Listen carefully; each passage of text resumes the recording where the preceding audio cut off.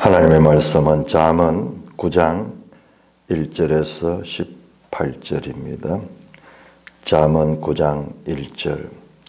지혜가 그의 집을 짓고 7 기둥을 다듬고 짐승을 잡으며 포도주를 혼합하여 쌍을 갖추고 자기의 여종을 보내어 성중 높은 곳에서 불러 이르기를 어리석은 자는 이리로 돌이키라.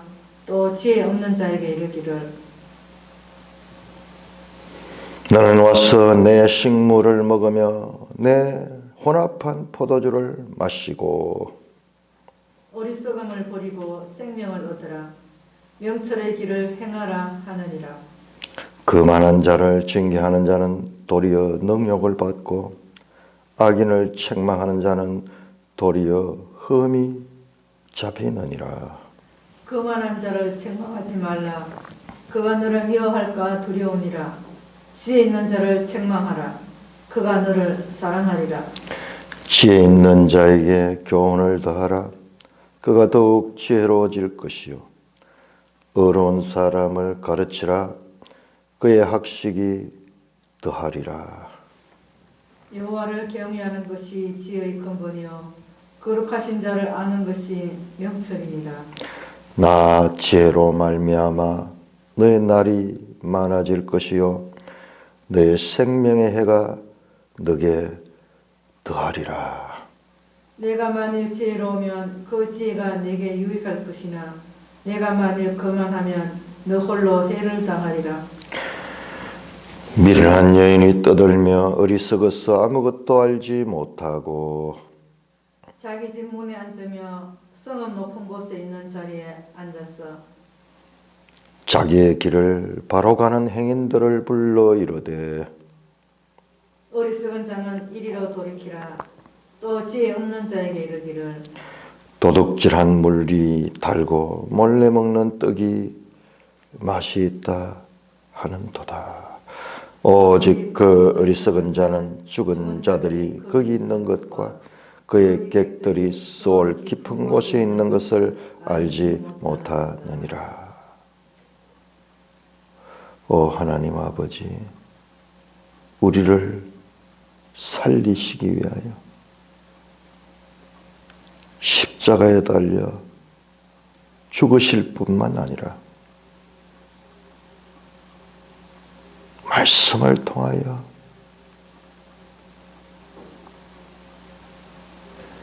제3, 제4, 제5 반복하며 살 길을 가르쳐 주시니 감사를 드립니다.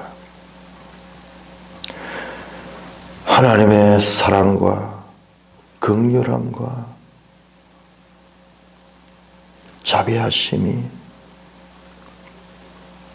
이 말씀 속에 드러나게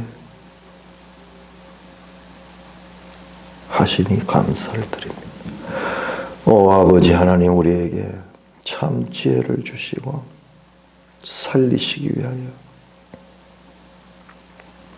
이 아침도 우리를 지도해 주시니 감사를 드립니다.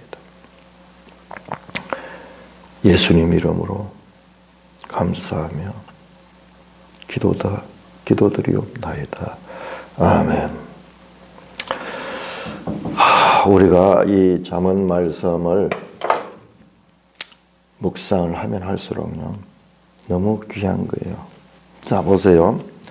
이 잠언 소위 이와 같은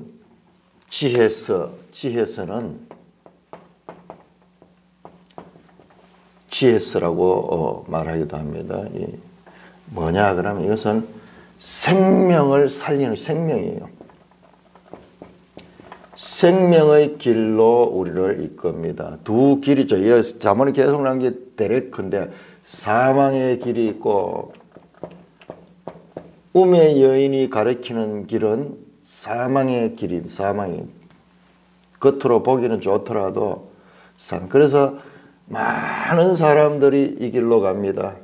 이 길로 갑니다. 그러면서 자기들은 가면서도 이게 생명의 길로 무지한 상태로 세상에 지혜가 있지만은 결과적으로는 무지한 거예요. 하나님의 길을 모르는 거예요.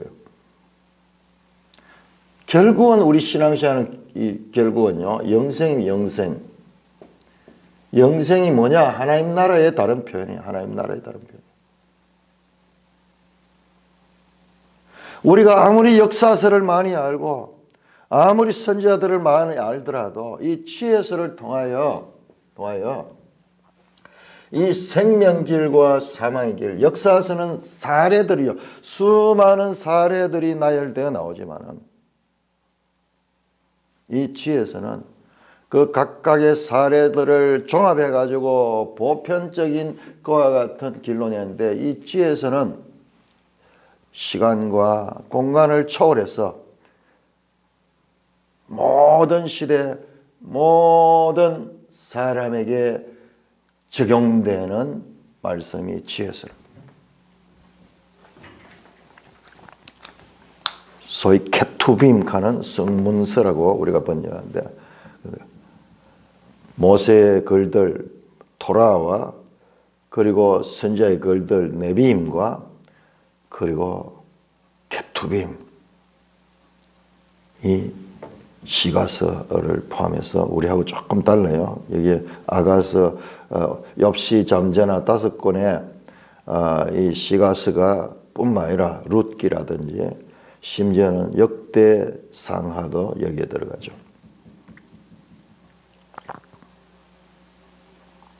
그러니까는 이것이 얼마나 중요한 거예요. 궁극적으로는 생명이냐 사망이냐인데 그 길을 계속 반복해서 가르쳐주고 있잖아요. 계속 반복해서 가르쳐. 자, 오늘은 지혜의 말씀에 이제 이 9장까지가 잠언의 첫째 단락이고 담화식으로 되어 있는 첫째 단락. 지혜와 미련한 여인, 즉 우매 여인과 지혜 여인의 궁극적인 그와 같은 결론을 말씀합니다. 이 구조를 한번 보세요. 자, 1절에서 6절까지는 지혜 여인이 잔치를 차리고 사람을 초청하는 내용입니다. 13절에서 18절은 우매 여인, 미련한 여인이, 자, 미련한 여인이라고 하고 내가 왜 우매 여인이라고 하냐면, 이 원어를 보면 라임이 맞춰서 운율이 되어 있어요. 지혜 여인 같으면은 우매 여인, 이렇게 라임이 맞춰져 가지고 이게 쫙 그렇게 노래같이 되어서 암기하기 좋도록 그렇게 되어 있어요. 그래서 서로 상하도록, 생명, 사망, 지혜로운 자, 어리석은 자, 이렇게 나오듯이 계속 대조 또는 평행을 이루면서 반어법을 통해서 또는 이 평어법을 통해서 뜻을 전하는데 속속 귀에 박히도록 그렇게 만들었어요. 우매 여인이 잔치를 벌이고 있습니다. 그 중간에 뭐가 있느냐 그러면은 거만한 자와 어리석은 자가 있고 지혜 있는 자가, 그리고 이 의를 쫓는 자가 그 속에 있습니다. 둘이가 다 지금 부르고 있습니다. 이리 오너라, 이것이 살 길이다. 이리 오너라, 이리 살 것이다. 그런데 실제적으로 미련한 여인이요, 더 있어 보이고 더 아름답고 더 매혹적인 목소리로 기회되고, 앞에 나왔던 7장에서 나왔던 그 음녀처럼요, 달콤한 말로 이게 좋다, 이게 좋다, 이게 살 길이야. 그러니까 거만한 자는 누구냐 그러면은, 누가 거기에 빠지는, 거만한 자가 빠지는, 거만한 자는 자기로 가득 차 있는 자예요. 자기의 판단을 믿고 자기가 가득 차 있기 때문에 하나님의 말씀이 더 이상 들어가도 넘쳐나 버려요. 우리 사람이 그렇죠. 욕심이 가득 차거나 이러면은 다른 사람 말해도 안 보이죠. 눈에 뒤집힌다 그러죠. 때로는 하나님 그걸 또 사용을 하셔. 내가 욕망이 가득 차고 내가 뭔가 목적이 분명하고 이러면은 딴 사람 말이 안 들어요. 넘쳐나 버려요. 아무리 좋은 말 해도 귀에 들어오지 않습니다. 그게 거만한 자예요. 거만한 자. 거만한 자에게 책망을 하거나 충고를 하면은 오히려 그 거만한 자는 그 충고하는 사람, 징계하는 사람을 원수로 생각하고 그렇게 대적하게 됩니다. 그러나 지혜 있는 자는 누구냐? 지혜 있는 자는 8절에 보니까는 지혜 있는 자는 책망을 받으면은 오히려 그 책망하는 사람에게 감사합니다. 이렇게 징계를 해줘서 감사합니다. 내가 이 징계를 하지 않으면 평생 거만한 자로 살았을 텐데. 우리 그리스도인들이 다 그렇잖아요. 이게 이 과정을 겪어야지 그리스도인이 됩니다. 그때 하나님께서 나를 징계하시고 책망하실 적에 그 일을 통하여 비록 내 삶은 깨어지고 무너졌지만 내가 하나님을 만나게 되고 새로운 생명의 길로 가게 되었구나. 그러면서 책망하고 징계했는 분을 그때 더 사랑하는 거예요. 더 사랑하는 거예요. 그 일을 경험하고 난 다음부터는 더 가까이 하고 날마다 새벽 기도하고 날마다 말씀을 묵상하고 날마다 그분을 향해 기도하고 찬송할 때 얼마나 지혜로워요. 하나님의 지혜 그 자체잖아요.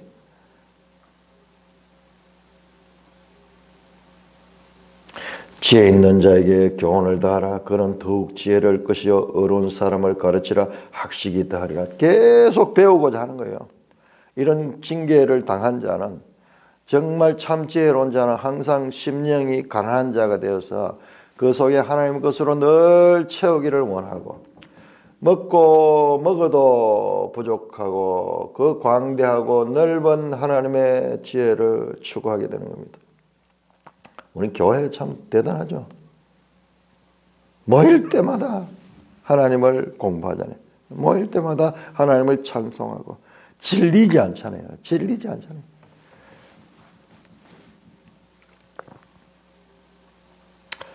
(10절입니다) 여호와를 경외하는 것이 지혜의 근본이요 거룩한 자를 아는 것이 병철이라. 우리 1장에서는 여호와를 경외하는 것이 지식의 근본이라 그랬는데 이번에는 여호와를 경외하는 것이 지혜. 이야, 이거 한번 보세요. 지금 이거 한번 보세요. 인크루지오를 한번 보세요. 여기에서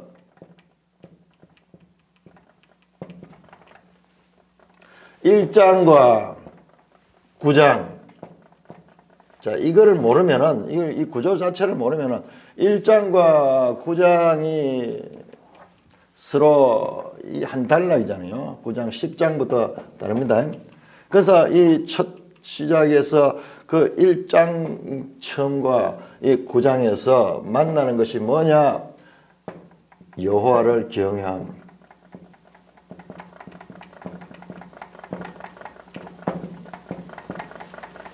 근본이다. 무엇? 지식의 근본으로 시작했고 지혜의 근본이라고 말씀하고 있습니다. 이렇게 보죠.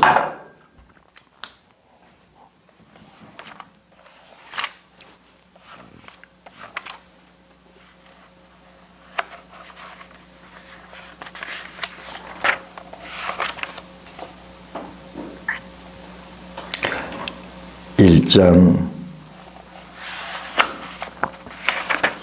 7절 1장 7절에서 야, 이게요. 이 구조를 한번 보세요. 이 구조가 이게 처음에 7절이죠. 9장 적어도 거의 이 거꾸로 7절 정도 해당될 거예요. 여호와를 경외하는 것이 지식의 근본이다. 이때는 다트예요. 다트. 그렇지만 미련한 자는 지혜와 훈계를 멸시하느니라. 자, 이게 사실은 시작이에요. 시작. 자, 9장 보세요. 9장 12절이죠. 9장 12절이고 9장 10절이죠. 야, 보세요. 끝에서 지금 이 7절 이택돼요. 탁 거의 장절은 사람이 그냥 나눴는 거죠. 거의 똑같이 구조를 이루고 있어요. 이게 성경이에요. 이게 성경. 여호와를 기억하는 것이 이번에는 지혜의 근본이다. 거룩하신 자를 아는 것이 명철이다.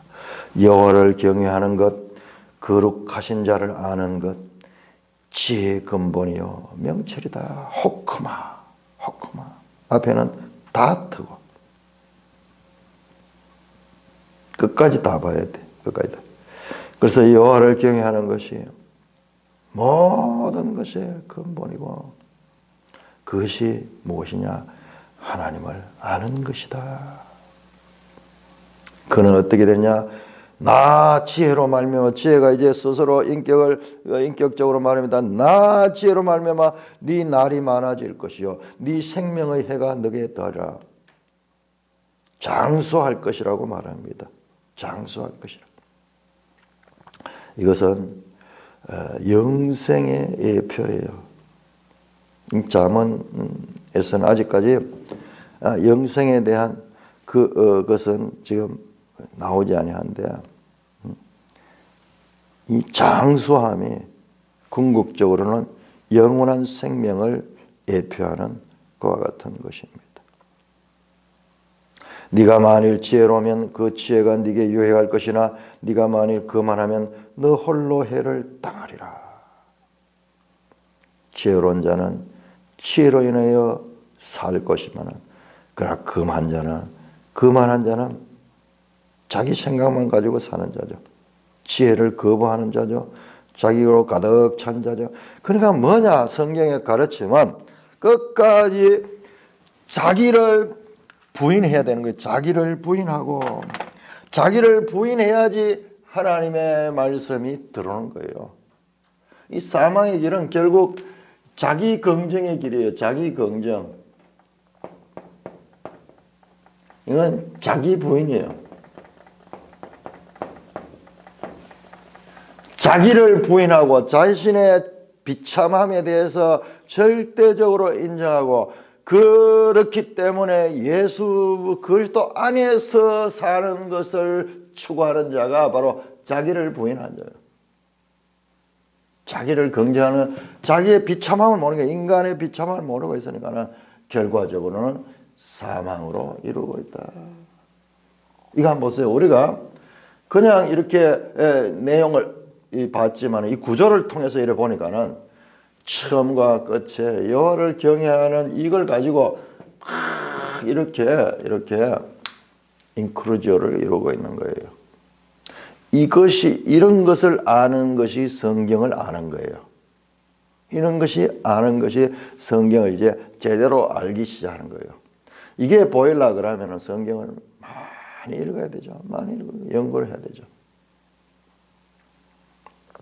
이 구조를 안다는 것은, 그러니까는 어거스틴이라든지 칼빈이라든지 파스칼 같은 사람들은 이런 통찰력이 있는 거예요. 이 내용들 쫙 보고 거기에서 구약은 신약 속에 드러나고 신약은 구약 속에 감추어져 있다.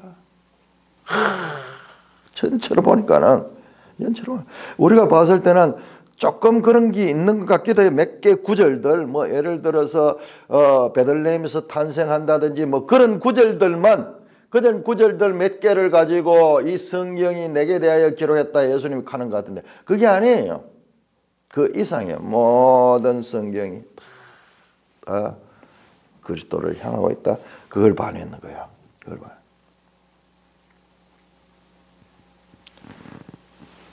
이 파스칼 같은 사람도, 파스칼은 참 천재 중에 천재거든요. 인류 역사상 천재입니다. 하나님의 지혜를 가지고 딱 보니까는, 그렇구나, 인간의 비참을 이야기를 하는구나. 그러나 그 비참만 알게 되면 절망에 빠지게 되는데, 하나님께서 그 비참함을 알게 하시면서 그 비참한 존재가 예수 그리스도로 말미암아 구원을 받고 참으로 존귀한 존재가 되게 하시는 그와 같은 것이 성경이구나. 그 역할이 그리스도의 역할이구나. 그것을 뽑아내는 거. 사도 바울이 그래 하듯이.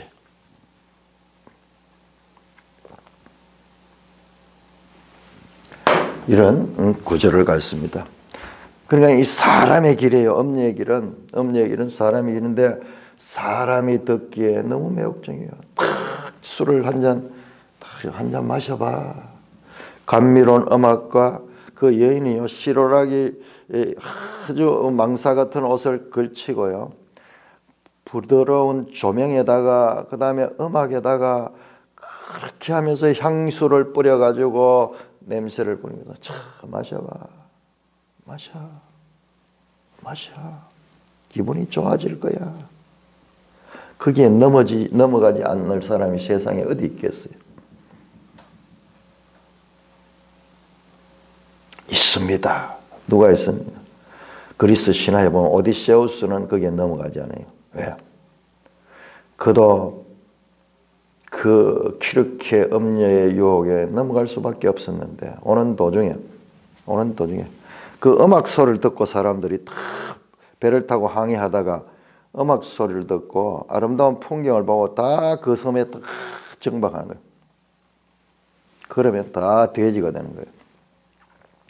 오디세우스에게 오디세우스가 오는데 한 신이 나타나 가지고 이 모든 비밀을 가르쳐 주는 거예요. 모든 비밀을. 그래서 그는 그 잔을 마시지 않는 거예요. 그 잔을 마시지 않는 거예요. 이건 그리스 신화인데 어떻게 성경과 그렇게 일치하는지 너무 놀라워요. 그건 완전히 그리스 신화예요.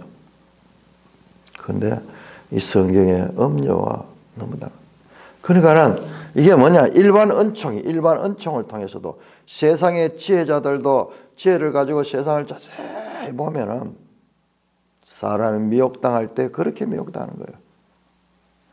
뒤에 이제 술 문제도 나오지만은 빛도 아름답고 마실 때 목을 넘길 때 기분이 좋지만은 나중에는 그가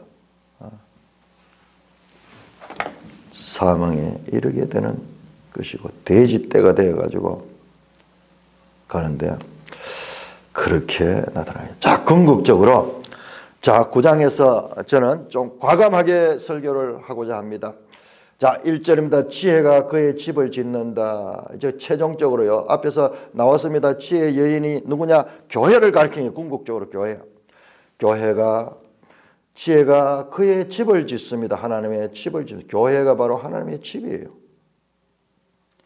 마태복음 16장 18절 이 반석 위에 내 집을 짓겠다. 내 교회를 짓겠다. 집 짓는 이야기잖아요.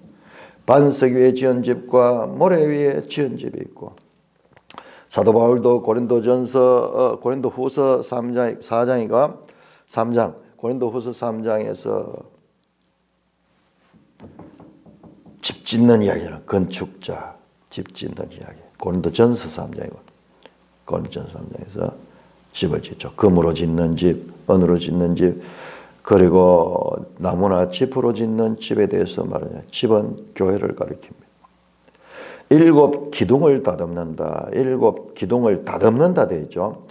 보통 기둥은 세워서 그렇게 건축을 지탱하는 기둥이죠.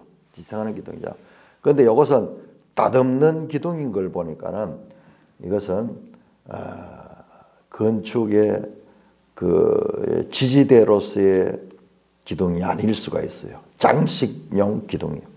장식용 기둥. 이게 뭐냐? 솔로몬 성전에 2 기둥이 있죠. 2 기둥. 야긴과 보아스는 건축물을 지탱하는 기둥이 아니고 성전 앞에 세워진 기둥이에요. 성전 앞에 세워진.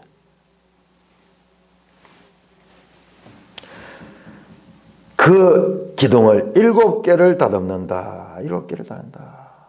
요한계시록에 보니까는 2장 3장에 7 교회가 나옵니다. 7 교회.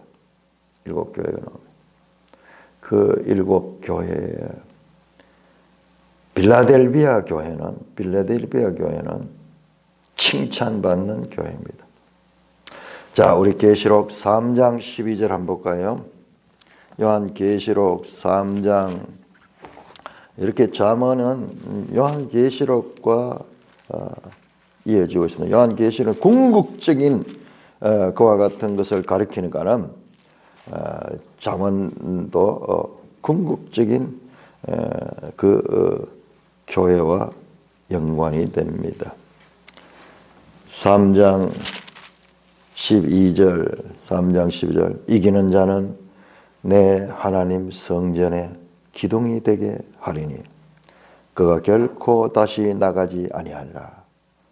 내가 하나님의 이름과 하나님의 성 곧 하늘에서 내 하나님께로부터 내려오는 새 예루살렘의 이름과 나의 새 이름을 그의 위에 기록하리라.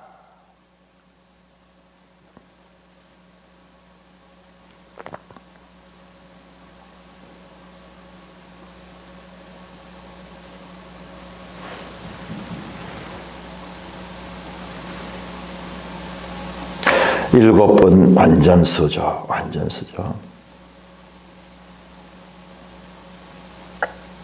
그 일곱 교회 가운데서도 빌라델비아 교회처럼 그런 교회를 만드는 것이 지혜가 한다.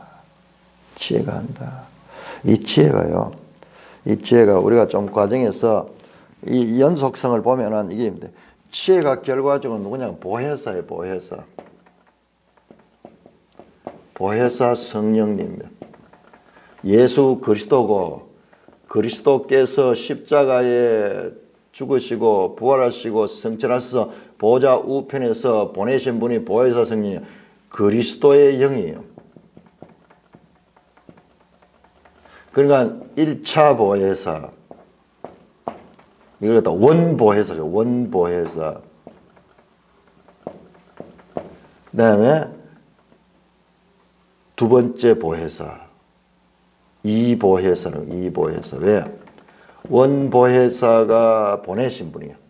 그래서 사도행전 보면은 예수의 영이라는 말이에요. 예수의 영.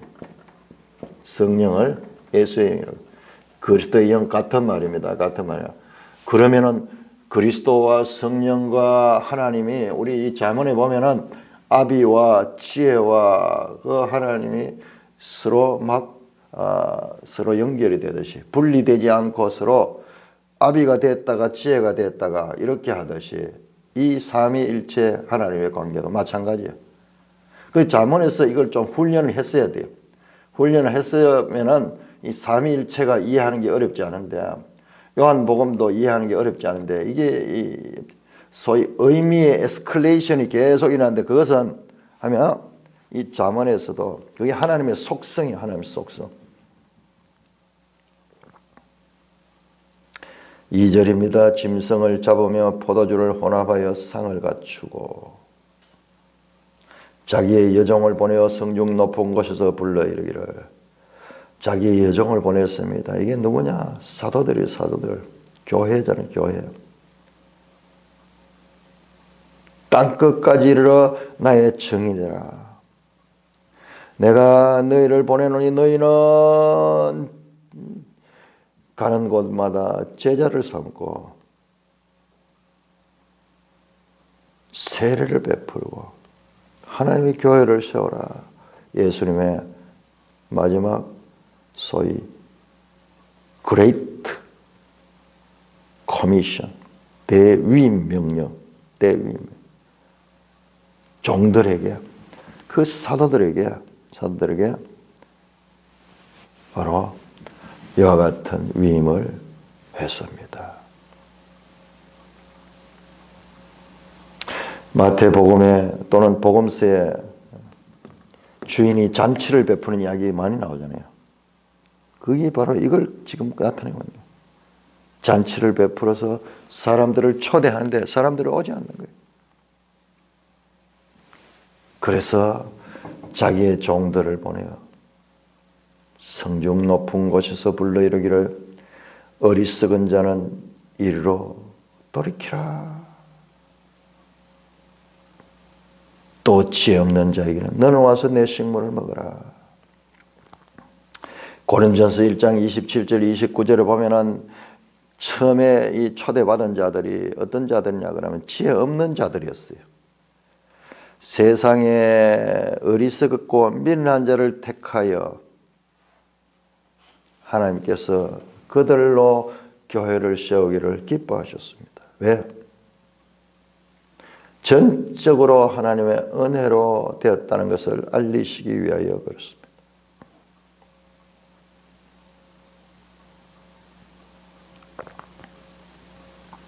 어리석은 자는 이리로 돌이키라. 또 지혜 없는 자에게 이르되 지혜 없는 자 어리석은 자 평행을 이루죠.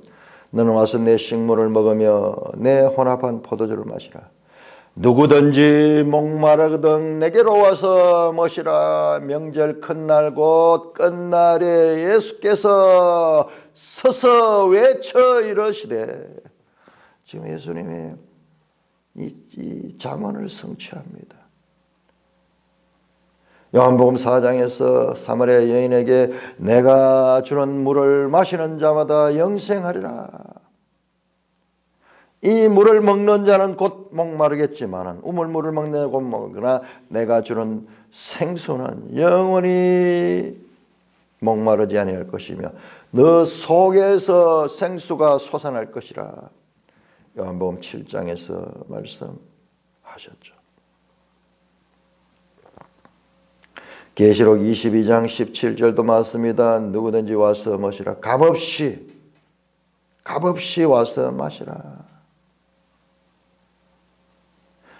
어리석음을 버리고 생명을 얻으라. 명철의 길을 행하라 하느니라. 이 지혜가 여종을 보내서 그렇게 말합니다. 이게 지금 우리 교회 시대를 가리켜요. 교회 시대. 지혜가 어리석은 자를 자신의 집으로 초대합니다. 거기서 떡과 포도주를 먹이고 마시는 것은 생명을 주기 위한 것입니다. 성찬이 이와 같이 중요한 의미가 있죠. 음식이 몸 안으로 흡수되듯이 그리스도를 믿는 믿음도 이와 같이 우리의 마음속으로 들어와서 마음으로부터 그리스도를 영접하고 그 그리스도를 살아내게 하는 겁니다. 자, 13절부터 이제 미련한 여인을 봅시다. 미련한 여인은 이게 무엇이냐? 음녀교회입니다. 음녀교회. 떠들며 어리석어서 아무것도 알지 못하고 모르는 거예요. 특징이 뭡니까? 무지입니다. 18절 보세요. 끝에 보시면은 그들이 알지 못하느라, 알지 못하는 거예요. 알지 못하고 지금 아는 것 같이 하는 거예요. 근본적으로 이 미련하고 거만한 자는 자기로 가득 차 있기 때문에 모르는 거예요. 무지한 거예요. 그러면서도 안다고 생각하는 거예요. 그러면서 열심히 그도 사람들을 초대합니다. 자기 집 문에 앉으며 성읍 높은 곳에 있는 자리에 앉아서 자기 길을 바로 가는 행인들을 불러 이르되, 택한 백성들이요. 마귀는 어떻게 하면 택한 백성이라도 그렇게 넘어뜨리려고 하는 거예요. 우는 사자처럼 사람들을 삼키려고 합니다. 자기 길을 바로 가는 행인들을 불러 이르되,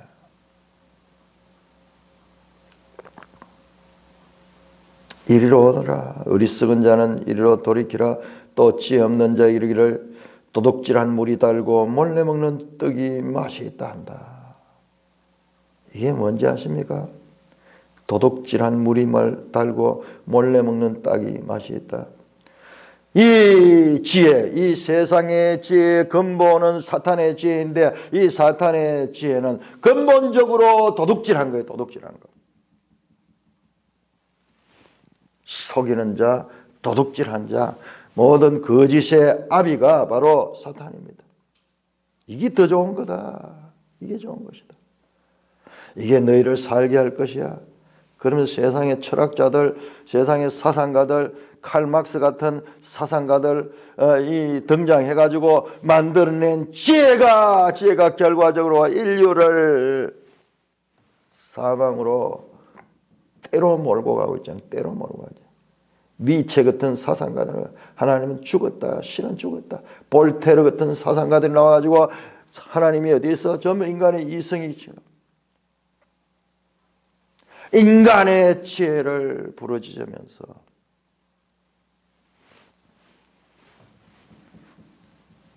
학교에서 그걸 가르치고, 그래서 집단적으로, 조직적으로, 체계적으로 사망으로 이끄는 그와 같은 일들을 버젓이 행하고 있을 뿐만 아니라 오늘 교회도 마찬가지죠. 제가 어제도 잠깐 그 말씀 드렸지만 생각해 보면요. 한번 생각해 보세요. 우리가 지금 현실이 우리가 어떤가. 이걸 못 깨닫는 자는 다 음녀교회에 속한 자예요. 하나님의 교회, 바른 교회를 두고 지금 유명한 그 한국교회 지도자들이 앞장서서 지금 이 교회를 비난하거나 또는 종교 혼합주의적인 그와 같은 발언을 하거나 뜻이 하고 있잖아요. WCC, NCC 참여해가지고 참 진리의 교회를 박해하잖아요. 뿐만 아니라 그건 약과예요. 그건 아무것도 아니에요. 정말 더 놀라운 것은 신학자들이 우리 영국 목사야 그런 사람들 보세요. 그거는 정말 교묘한 거예요. 그건 정말 교묘한 거예요. 드러나서 뭐 이런 거는 아무것도 아니에요. 이거는 신학교를 장악하고 앉아가지고 젊은 사람들을 호려가지고 가르치는 거예요. 어제 제가 그 잠깐 늦게까지 들었던 게 뭐냐 그러면은 뼛속까지 좌파 가문의 아들이 나와가지고 자기 아버지로부터 아버지가 아들한테 공산주의를 가르친 게 대구 사람인데 공산주의를 가르쳐. 야는 어릴 적부터 우리가 방공방첩할 때 그 방공하는 거 이걸 떼가지고 발로 밟으면서 애들 앞에서 이 박정희 나쁜 놈이 그랬던 놈이에요. 그리고 자기를 빨개 아들하고 칼을 있으면 잡아 죽여버리는 거예요. 반 죽여버리는 거예요. 주먹이 셌던 거예요. 떳떳하게 어린 빨갱이가 커서 보니까는 자기들 아버지에게 배운 이론에 의하면 이제 이 남한 땅은 이 점점 이 부패하게 되고 타락하게 되고 그리고 나중에는 지옥같이 될 것이다 그랬는데요. 자기가 대학을 가가지고 서울서 생활해 보니까는 민주화 운동도 일어나고 좀 경제는 발전하고 있고 모든 것들이 이렇게 용성한데 현실을 뻔히 보고도 자기들이 가지고 있는 이념 가지고 그걸 못 보는 거예요. 반대로 지상 낙원 같다는 북한은 어떻게 돼요? 그렇게 잘 살게 되고 민족끼리 화평한 나라야 되는데 저보다 인권이 없는 세상이 어디 있어요? 그 음녀의 잔에 취했는데 이 성령의 역사예요. 이런 사람들. 아니 성령의 역사라고 할 거 있습니까? 상식이 있으면 다 알 수 있는 거 아니에요. 눈앞에 보이잖아요. 대한민국이 지금 이렇게 잘 사는데도 불구하고 아니야 굳이 거부하는 거예요. 아무리 거부하려고 해도 이건 아니다 싶어서 이건 아니죠. 그렇게 보니까는 자기 아버지가 아무것도 모르고 앉아가지고 그 자기 가진 사상에 거기에 이 생각이 마비가 돼가지고 그랬다는 것을 알게 되는 거예요. 자기가 커 보니까. 그리고 너무 잘하는 거예요. 그들이 선동하는 것을 다 잘하는 거예요.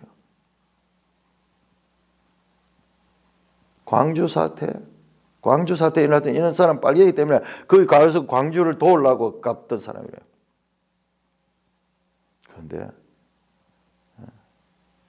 그걸 영화로 만들었던 택시 운전사 이건 전부 거짓말이에요.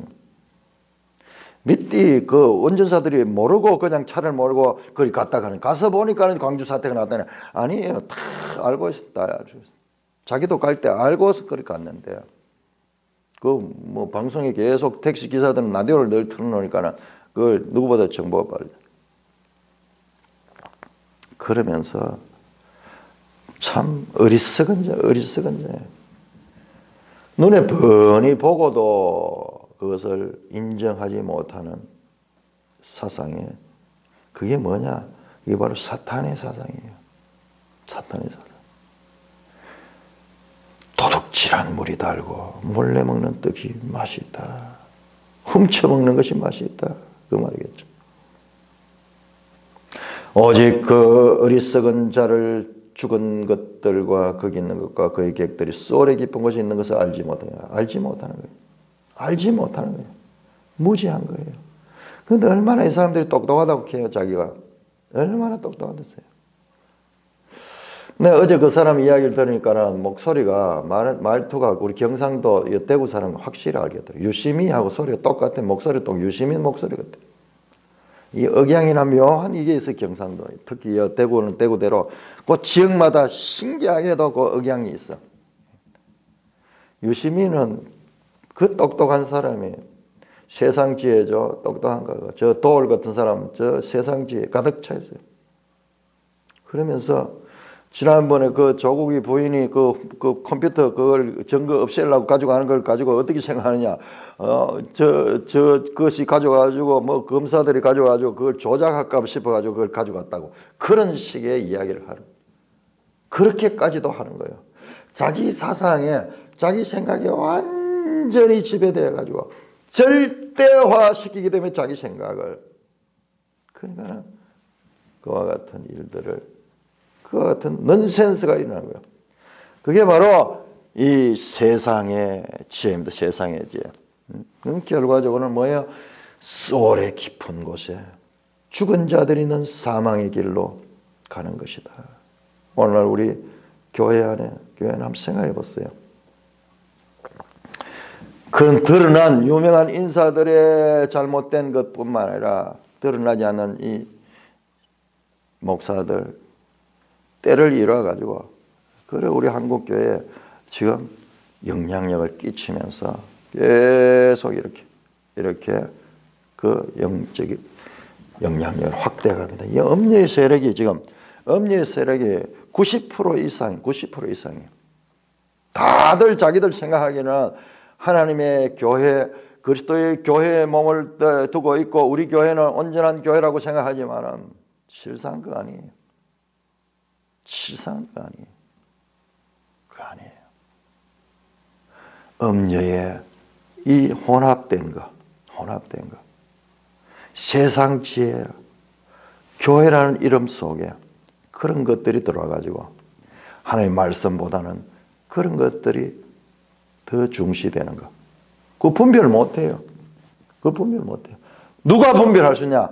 이 하나님의 말씀을 깊이 본는 사람은 저 사람은 지금 뭘 이야기하고 있다? 성경을 바르게 가리키고 있다. 그렇지 않고 성경의 어느 한 부분만 가지고 자기 이야기, 세상 이야기를 덧붙여 가지고 그렇게 지금 하고 있다. 그거 알 수 있는 거예요. 그걸 분별할 수 있는 일은 하나님의 말씀을 바르게 아는 자만이 가능한 거예요. 바르게 배운 적이 없어. 바르게 알지 못하는 거예요. 위조 지폐를 구분하는 것은 위조 지폐를 연구하는 것이 아니라 위조 지폐만 연구해 가지고는 제대로 분별하세요. 참 돈, 정식으로 만들어진 그 돈을 자꾸 만지고 그것을 잘 알 적에 그 재질과 그 촉감, 그 모든 문양 이걸 잘 알 적에 위조 지폐를 구하죠. 위조 지폐만 연구해 가지고는 알 수가 없다고 하는 것과 마찬가지로. 장은 이제 최종적인 입장에서 지혜의 초대와 우매 여인이 잔치를 벌이고 초대하는데 그만한 자는 자기로 가득 차서 자기 긍정으로 가득 차서 오늘날 잠언을 자기 개발서를 긍정적 사고를 가져야 된다. 적극적 사고를 가져야 된다. 맞습니다. 그러나 그 적극적 사고, 긍정적 사고는 자기 부인을 거친 다음에 인간의 비참함에 대한 절실한 고백과 깨달음이 있은 다음에 그리스도 안에서 가져야 되는 긍정이지, 교회 안에서 인간의 비참함을 알지 못하는 자기 긍정을 가리키고 있잖아요.